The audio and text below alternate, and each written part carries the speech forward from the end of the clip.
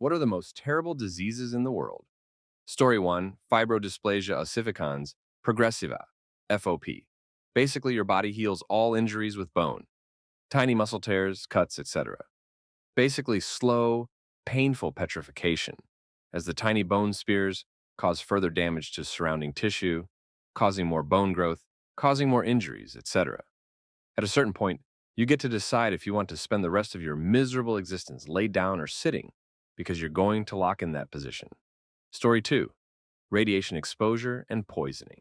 There was a case of radiation poisoning in Japan in 1999, where the patient was deteriorating/disintegrating on the hospital bed for 83 days after radiation exposure. His skin and internal organs broke down. He had diarrhea and dehydration. He was leaking fluids. He could no longer eat after 2 weeks, and they couldn't administer anything intravenously due to his tissue and cells being unable to repair or even hold themselves together.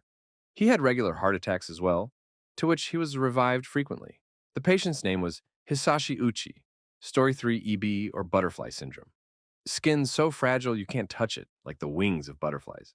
Constant bandaging, which can cause the tears and blisters that it's trying to protect from. Constant worry about infection and what body part is going to be mutilated from scarring. Constant severe pain. In some cases, it affects the digestive system, respiratory system, urinary system. It can be fatal in cases where scar tissue or blisters have destroyed organs or left the areas too narrow to function. Lungs, esophagus, and obviously, sepsis. Another thing is that children with epidermolysis bullosa, EB, often just want to enjoy normal childhood activities. However, their appearance and the need for extra care can make other kids scared or hesitant around them, which can be so challenging and disheartening because kids with EB are just like any other kids and want to be treated as such. Story 4, Alzheimer's. This. My father's currently deep into Alzheimer's territory, and it's awful to witness. I've already had the chat with my partner, as there's no way I'm allowing her or my kids to go through that. That said, there's been news of a new drug that holds it at bay for longer, so there's always hope on the horizon. I hold on to the fact that there is literally no illness human ingenuity and skill can't conquer with enough time. Story 5, Tetanus. Get a deep cut from something with Clostridium tetani, not just rusty nails and literally anything that has been in direct contact with contaminated soil like ever.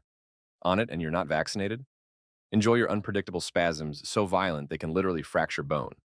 Not as bad as, say, rabies, since you can survive tetanus so much more reliably. But boy howdy will you wish you didn't. Story 6, Huntington's disease. I was a community carer for 2 years and had a client who had Huntington.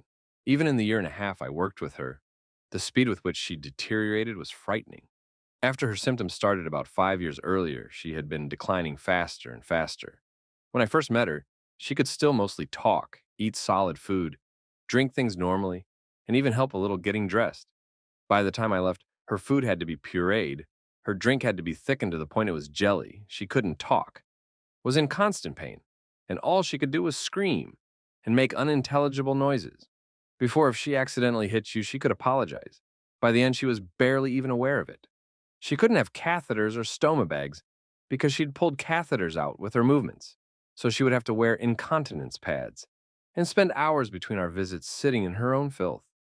My heart shattered for this poor lady, even when she knocked a bowl of Cocoa Puffs over me, and I stank of gone-off milk all day. We had a bit of a giggle about that together. And her family, I get it was hard. I get she didn't want to go into a care home, but her 25-year-old daughter, who was raising her own child and was confirmed to have the gene, was trying to care for her mom too, and that was just unfair. And you could tell when she'd reached the end of her rope with that. Sounds awful, but I hope she's passed away by now. I hope her suffering is over. Story 7, Parkinson's disease. My mom was diagnosed with it in 2004, and 20 years later, she's in stage 5, which is the last stage. Mom went from being able to walk, drive, cook, standing long periods of time, dressing herself, using the toilet, and doing everything on her own, to being bedridden with atrophied legs, unable to hold an eating implement to feed herself, and having to be changed when she soils herself. It is awful, and I don't wish it on anyone. I was lucky to have her at my wedding 4 months ago, and days after my wedding, she ended up in the hospital, and she's now in a nursing home. My dad is currently setting up Medicaid to have her there permanently, due to her condition worsening. It kills me seeing her in that bed, unable to move or do anything. She can still speak, and she still has her loving heart and sense of humor intact. It's a very hard pill for me to swallow, knowing that she's probably going to pass away one day in this facility from natural causes due to PD. It breaks my heart because she probably won't be part of my sister's wedding if she ever finds a man and settles down, or my brother's wedding if he marries one day. I don't know how my dad will be able to handle losing my mom because he loves her so much. And they've been married almost 39 years. Story 8. It's not a disease, but if you get stung by a Gympie-Gympie plant, you will probably wish you would die. It's described as the most dangerous plant. Long-lasting sting can last for months. Extremely painful pain that feels like being burnt by acid and electrified at the same time. Description by scientist Marina Hurley. And the pain can be reactivated when taking a shower. It had been renamed the seppuku plant because it's known that a man took his own life after being stung because he couldn't withstand the pain. Story 9, new to healthcare, and asked a coworker from the Philippines what the worst she's seen is. She said she has a patient that contracted HIV, and as a result of a lowered immune system, contracted something else that made these blisters form all over their body and have a constant fever. She said the blisters were extremely painful and would regularly pop. She said he begged for her to kill him, but they don't do comfort care in the Philippines, so he just suffered till he died. She said she can still see his face. And that's when I realized why you don't ask healthcare workers crap like that. Story 10. Dying or not being born with it. Cystic fibrosis sucks, and I would have rather not been born at all if I had that choice. Most CF patients suffer a lot of lung hemorrhaging of the lungs in their youth, and as adults, amongst other issues such as gallstones, diarrhea, constipation, COPD, bronchiectasis, hearing loss, antibiotic resistance due to constant antibiotics, etc. And the new drugs are not cure at all, as they have a lot of side effects, with some having serious mental health side effects. And if you stop them, you basically get much worse or die, and the drugs cost like $3,000,000 per year now, unless you have free Medicare or equivalent. Story 11. Severe myalgic encephalomyelitis, aka chronic fatigue syndrome. Research has proven beyond reasonable doubt that it's a serious medical condition with bleak prospects of recovery. But most people think it just means you're a bit tired or lazy, and it has a tortured history of being misclassified as a psychological illness. Severe sufferers have a miserably limited existence, with constant pain and inflammation throughout the body, particularly the brain. There are only a small number of experts in the condition, and most medical professionals are ignorant about it and will gaslight patients. The public at large have no sympathy. Many folk who've had other serious illnesses, including cancer, say the lived experience with severe ME and CFS is far worse. Story 12, epilepsy. I currently have mild cognitive impairment. You can even call it that. I can forget the content of a video I watched the previous night. My right shoulder has been dislocated 14 times. From experience, it is more painful than a broken rib. But I am not a candidate for surgery because I have breakthrough seizures, and one of the medications I'm on is a sloshed drunk simulator that also gives me dreams based on real life that are so vivid that I wake up disoriented. Oh, and I think it also worsens memory too. Epilepsy eventually leads to dementia, and I'm only 23. Physically, I'm lucky that I've only had dislocated shoulders, a broken rib, painful canker sores from biting my tongue that make it hard for me to enjoy my favorite foods, and a scar underneath an eyebrow from when I had a tonic-clonic seizure when I lived at a place where the bathtub was in front of the toilet. A piece of advice for all of you. Screaming will not move you up the triage list or speed up the process of your treatment when you are in the ER. Story 13. Talking from personal experience here, and this may be an unpopular opinion, but chronic illnesses that obviously affect one's life and limit the quality of it. I have aggressive Hashimoto's thyroiditis, which has destroyed my ovaries and pancreas. Hormonal medication makes me even worse, and I had developed insulin resistance due to a progesterone supplement. I am taking way too many meds to regulate my body and to keep it working, but it's just not happening. I got sick around the age of 16, and my autoimmune disorder developed extremely fast and in a devastating manner, which is really unlikely for Hashimoto's. I have bipolar disorder as well, which first started when I was around 13. So I've had it rough. I only got diagnosed with bipolar a couple of years ago, and now I am well. In fact, this is the only med concoction that has actually done me good. I have also had chronic insomnia, Story 14, PTSD. I just recently got diagnosed, but have been living with the symptoms for about 7 or 8 years. It's not just the flashbacks, the nightmares, the triggered reactions where you physically feel like you are back in that event and you are in danger again. It's everything else on top. Technically, mine is PTSD due to an abusive childhood and relationship when I was 15. Some of my most basic reactions, mannerisms, or the way I do or see things are because of my trauma. Even things as simple as apologizing for every single thing, even when it's not my fault. Not being able to sit in silence or have someone not reply because it makes me terrified they don't love me anymore. I am physically incapable of accepting compliments. I just genuinely don't believe people when they say nice things about me specifically. I exist in a constant state of anxiety and fear to the point that it's not that I want to die specifically. I just want it all to stop. And that is the only sure fire way. Story 15, severe constipation. Okay, now several of you are chuckling. What a sheltered person that is, you might think to yourself. I've been constipated before, and if this person thinks that pain is so bad they'd rather die, then they ain't seen nothing yet. No, I'm not talking about that kind of constipation. I'm talking about severe constipation. Imagine being so blocked up that you can't defecate. But that feeling never goes away.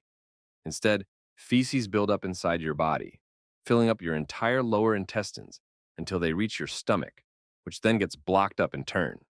Eventually, feces build up so far in the wrong direction that they literally travel up your throat and block your airway, killing you by forcing you to suffocate on your own feces. Story 16.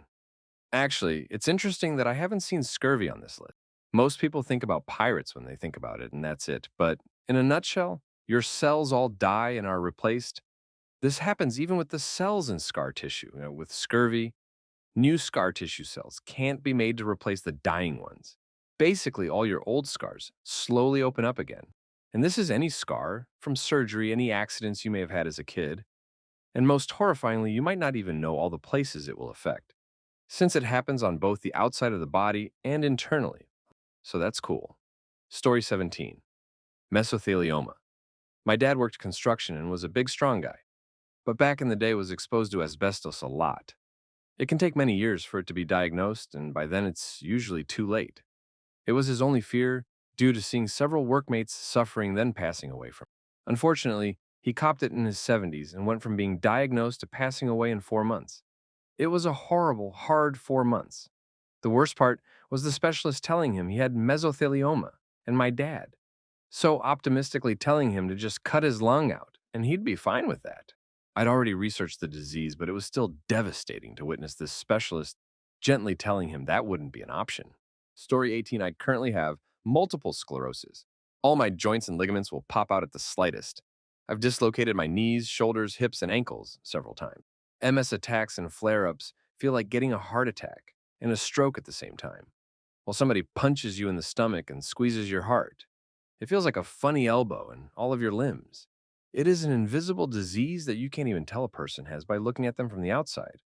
Our slogan is, you don't get it until you get it. It's because you don't realize how much an MS patient suffers until you have the disease, which is true because I didn't realize how much pain my uncle was in all the time. So I basically have to fight a Karen every time I have to park in a handicap because you don't look disabled to me. I will need a wheelchair sooner or later. I have a cane with me right now. I can't do any of the things that I enjoy anymore, like going to the parks and riding the fun rides. I can't do any more road trips. I could barely walk half of the time and never in a straight line. Every day has blinding pain. So quite frankly, I think this disease has got to be at least the top 10 on the list. Story 19. Dementia. People say that dementia sufferers don't know what's happening to them. I'm pretty sure they do. Hence the anxiety, the crying, the rage, the hallucinations, the exhaustion, and the terror you see on their faces. Plus, in the US, decent care for someone with dementia has a minimum starting cost of around $4,000 to $9,000 a month, is often not covered by Medicare, and the cost will increase with time and if the patient becomes more difficult. Bonus for all the family members that spend years watching the person they love suffer every day, or God forbid take care of them by themselves for years. My mother has Alzheimer's, and after 4 years of dealing with her disease, my mental health is the worst it's been in my entire life. I honestly do not know if I will ever recover. Perhaps later in my life I'll get it too, and I can experience the terror firsthand. Story 20. I spent a good amount of my career in critical care. I've seen a lot of people die horrible deaths, and many are already mentioned here, but the one that people seem to overlook, ALD, alcoholic liver disease. Drinking yourself to death is a torturous process, and your last few days on earth are going to be pretty awful. Alcoholism is a disease of willpower. It literally infects your mind in the places where whatever we call free will exists. It rewires your deep lizard brain parts to consider alcohol a critical requirement for life, as important as food, water, and air. Try to use willpower to stop breathing. Eventually, any free will you have will disappear. That choice is taken from you. You are no longer given the option. Alcohol gets put in the same category. This is what a lot of people don't get about alcoholism and what it feels like. Most end-stage ALD patients don't really want to drink. That's not why they do it. They have a disease that has physically changed their brain such that what they want no longer matters. If you're struggling with alcoholism, please get help. Today, I work in addiction medicine, detoxing people who are in that position so I can maybe save them from the fate of ALD. Recovery is possible, but you can't do it alone. Story 21. Ehlers-Danlos syndrome. It is awful. It is a disease that affects the connective tissue in the body. This includes cartilage, bones, blood, fat, skin, joints, muscles, blood vessels. Even in the mild forms, you are constantly in some level of joint and muscle pain. You are constantly tired and afraid to move wrong because you don't want the intense pain associated with that wrong movement. Eventually, your joints will fail because the cartilage is gone. I know a person who, by the time she was 23, she had 16 surgeries in the span of 6 years because of EDS. Now she has another surgery scheduled because her jaw no longer has viable cartilage in it. I personally also have a milder form, but I'm constantly in some level of pain. Somewhere in my body. I can't twist my back without fear that my ribs will get out of alignment. I have to sleep with pillows between my arms because I will hyperextend my shoulders in my sleep, which will cause shoulder and upper back pain for days. My knees are shot and my skin has issues with proper healing. It will heal, but the scar tissue is weird. My nose is holding on with hopes and dreams as well, because the cartilage is shot. It looks fine, but it is far too squishy and bendy. I also get weird bruises all of the time. It just sucks. It is not normally life-threatening, but there is always that risk, especially if it is vascular. Story 22. Cushing's disease. A tumor on your pituitary gland tells your adrenal glands to pump out cortisol day and night, making you feel anxious and tired, but struggling to sleep. You slowly, or sometimes quickly, become overweight to obese, despite all efforts to stop it. The high cortisol poisons your bones and organs. Doctors generally doubt its existence unless your case has already reached an extreme point, which leaves you fighting for your life, without anyone believing there's anything wrong with you. And with our society's approach to people who are overweight, you are treated terribly, told to diet and exercise, all while struggling to stay alive. If you don't receive treatment, the disease is fatal. If you receive treatment at the late stages, it's already ravaged your body and you will never be the same regardless. Story 23. I don't know if I would say I would prefer to die or it's the worst, but I can tell you from experience, Meniere's disease sucks. Inner ear. Disease that usually affects one ear. Has random attacks of ringing in the ear pressure, fullness, full-blown vertigo. For sometimes hours that makes you incapable of walking with nausea and vomiting in some. Long-term hearing loss is guaranteed. And with bad attacks, you can physically tell the difference in your hearing from before and after an attack. It does that much damage. Best part about it is it can disappear for months and years, but always in the back of your mind that you know it will be back. They have theories about what causes it, but can only treat the symptoms. Story 24. Borderline personality disorder is pretty awful, especially those of you that are unresponsive to treatment. Every waking moment is a constant stream of suicidal ideations. My own mind obsessed with making me repeat traumas, telling me how worthless I am, dreaming about death, slipping in and out of varying levels of psychosis, the absolute inability to regulate my emotions, as well as only having the binary and most extreme form of emotion, always knowing the one thing I crave more than anything. Companionship and love are unobtainable, because one way or another, I will ruin every relationship I ever enter. I will always ruin that which I love. The crushing fear of aging, I'll likely be in my early 20s mentally until the day I die. The isolation is I no longer have any connections with people because I'm tired of hurting others, having no real identity or sense of self. I'm a ghost in the world, simply existing and running out the clock. Lastly, the knowledge that no matter how hard I fight, I will die by my own hand. Even in death, I will inflict emotional pain and trauma upon those that love me because at the end of the day, I'm a monster. Story 25. One a little different to mainstream answers. Late stage Parkinson. Most people just see the shakes. In reality, people with late stages can't eat or drink properly, or even use utensils properly. Having to use a beaker for every drink so it doesn't spill if you. Spending each day on your chair shaking so much, awake and asleep, you are in a constant state of exhaustion. You can't drive. You're perpetually a fall hazard with every step, and the worst part being, your mind is completely with it. So, to a point, it feels absolutely degrading needing help with literally everything, just because some of your body shakes. My grandmother went through all this. She coped with it until she was hospitalized with another condition. Then the exhaustion from shaking 24/7 was just so impactful on her with the other condition.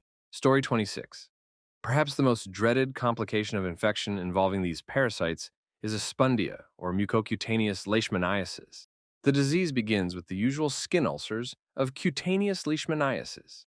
While the ulcers are still present, for months or years after they are healed and forgotten, the infected person notices tiny, itchy spots or a bump, usually inside the nose. The lymph glands in the neck swell, and the bump turns into a spreading ulcer that slowly but relentlessly consumes the nasal septum. Infected fluid pours out of the nose and infects the upper lip, which swells to grotesque size. The mucus, teeming with leishmania parasites, drips down the back of the throat and infects the palate. The nostrils become clogged. The mouth must remain permanently open, day and night. The nose may collapse into the face or turn into a dangling tube, taper nose.